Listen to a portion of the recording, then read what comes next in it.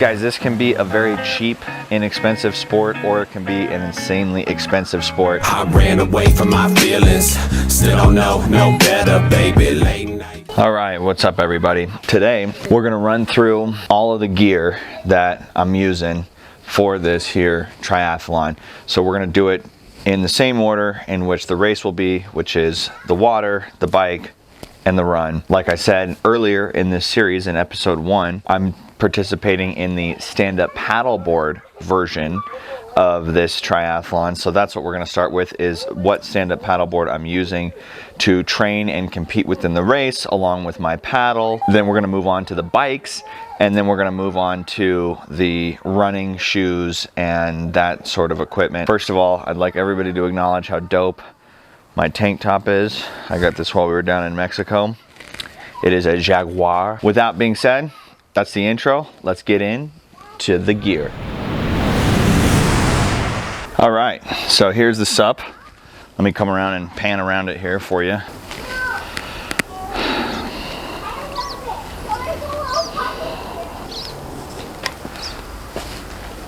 So let me give you the specs on it. It is an inflatable sup.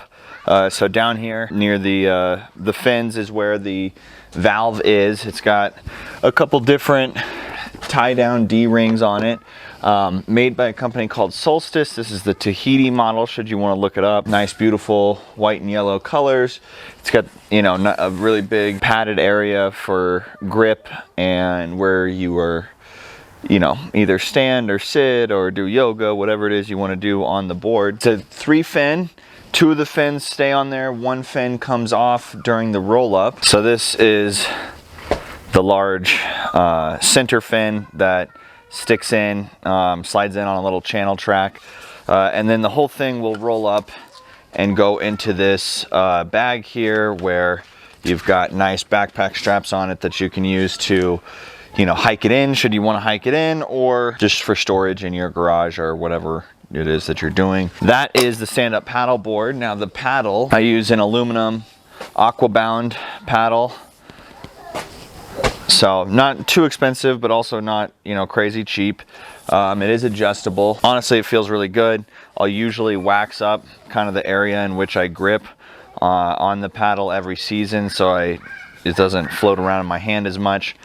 Sorry about all the screaming. My neighbor's playing with his kid, which is adorable, and I'll be one of those dads here soon as well. But yeah, so this is the sup portion. So paddle, stand-up paddle board, and that's about all that you need to know for that. Now I want to say this, should you be doing a traditional triathlon, obviously you would be needing a swimsuit or a wetsuit and goggles, and a swim cap, and that's about all you'd need for the swim portion of a traditional triathlon. So, and it kind of depends on where you are in the world and the temperature in which you're doing it. You may not need a wetsuit, but wetsuits do add a little bit of buoyancy, which a lot of people like, especially for open water swims. It's just a little bit more comfortable to be in. Not necessarily at all. You could do it in a Speedo, you could do it in board shorts and a surf shirt. It doesn't matter, whatever you want to do. So this, guys, this can be a very cheap, inexpensive sport, or it can be an insanely expensive sport.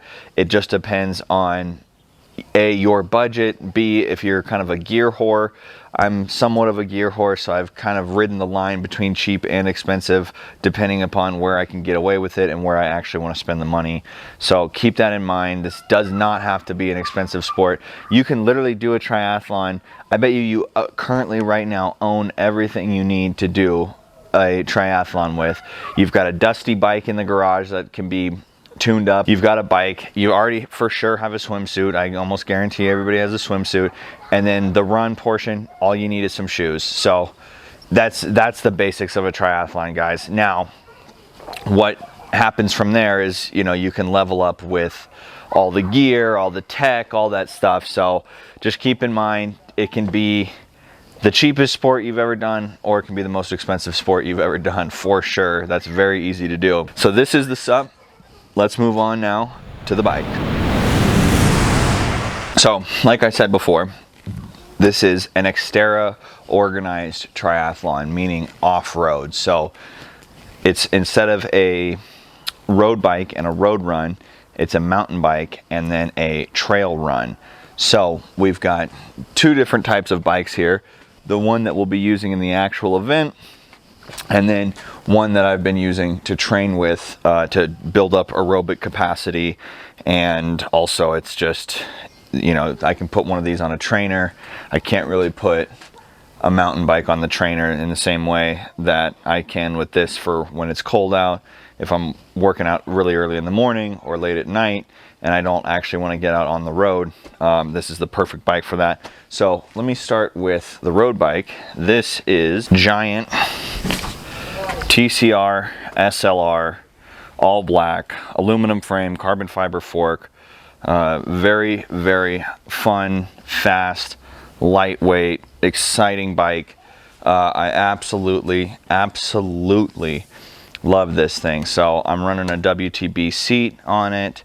It's got DT Swiss wheels, look pedals, nice little red accent on the stem to complement the wheels. We've got the SRAM carbon levers. This is a very, very fun bike to ride. I rock, of course, a matching black and red physics shoe. This bad boy here is an absolute favorite of mine. It's an absolute speed demon. So let's move on to the other love of my life, which is also an all black bike, and that is the Cannondale Habit 5, I believe is what this is. So this thing's an absolute beauty as well. RockShox 35.4, 29-inch wheels on it. Fox Float DPS rear suspension. So you've got three settings. You've got a lock, a trail, and a like a downhill setting there. 1x drivetrain system. So I think it's 1x11, maybe 1x12. Race face cranks. Then I've got Crank Brothers Candy 3 pedals on there. Dropper post. What kind of new age mountain bike would be complete without that technology? So that's the Habit, the Cannondale Habit there. So this is what we'll be using actually during the race, because like I said, it is a mountain bike. So this is going to be our horse for the bike portion of the race. Very, very exciting. We're gonna pair it up nicely with the Euro. I can't remember the name of this model here. Euro BOA systems here. The Euro gauge, and those are, like I said, paired up with the Crank Bros Candy 3s. Let's move on to the helmet and some accoutrement. So for the road bike, I would recommend a set of bibs. They're padded shorts. They're very, very comfortable to wear. They do look goofy as shit when you're just wearing them without a shirt. Highly recommend you get a pair of bibs. Is it a necessity? No, but you know, it's very comfortable. It helps a lot. Another thing that's nice to have is a jersey, a bike jersey. You've got some pockets back here. Carry your phone, maybe your house key, and a snack of some kind. Running, both road running and road cycling, I do wear this high vis jacket. I did get hit by a car in January while training, so my wife encouraged me, correctly so, to get a high vis jacket like this. High vis jacket for both running and cycling, I think, is definitely important. Clothing wise, for the mountain bike, I'll usually just rock a t-shirt, mountain biking shorts here. So on the inside they have built-in padded briefs. The blue is the padding there. If I don't wear these, I do have another pair of just like padded Lycra that I'll throw on like a pair of gym shorts over. Helmet and gloves, I go with Euro, however you want to pronounce it, Euro fixture. So it's got the nice adjusting spinny boy on the back so you can crank it down and make it nice and tight. Euro long finger gloves for both road and mountain. Okay, and then finally, to bridge the gap, oh, also the other thing I wear are cycling glasses such as these. I wear these for both running and riding.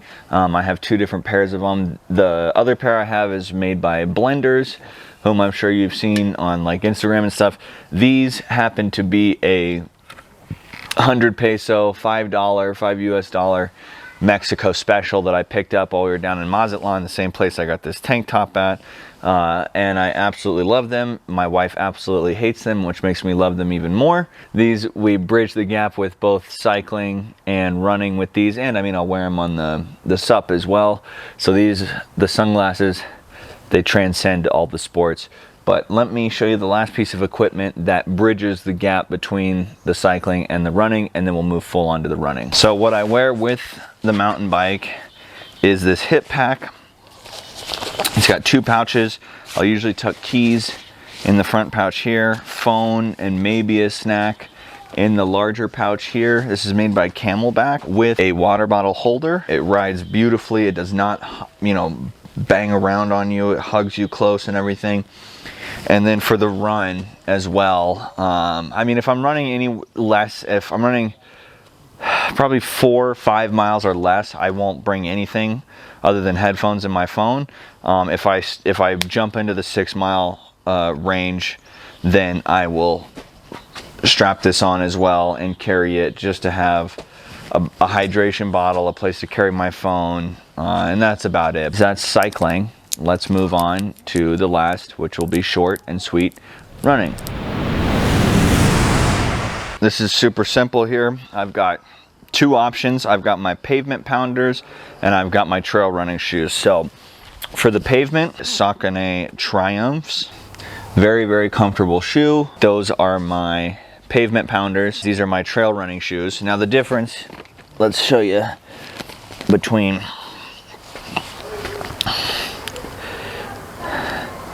so the green sole is the Saucony, the black sole here looks almost like mountain bike tread on there, and it's a Goodyear sole. This is the Skechers, this is the trail runner shoe. Skechers trail running shoes, they're called the Speed Trail. Not quite as comfortable as the Sauconys, but they're also a little bit more minimalist. So that's all that we have for the running segment. These 2 bad boys right here. Let's recap real quick. We had the stand-up paddleboard and paddle. We had the bikes, the road bike for just training aerobic purposes, the mountain bike for actual competition, and then we had the running shoes. And honestly guys, this is all you need to get a triathlon done. The last thing I wanted to mention is wearables and technology. For running, I use these Sony noise canceling headphones, and then for on the bike, Bose SoundSport earbuds. And then wearables, this is the latest version of the Apple Watch, the Series 7, I believe. This is the 45mm in green.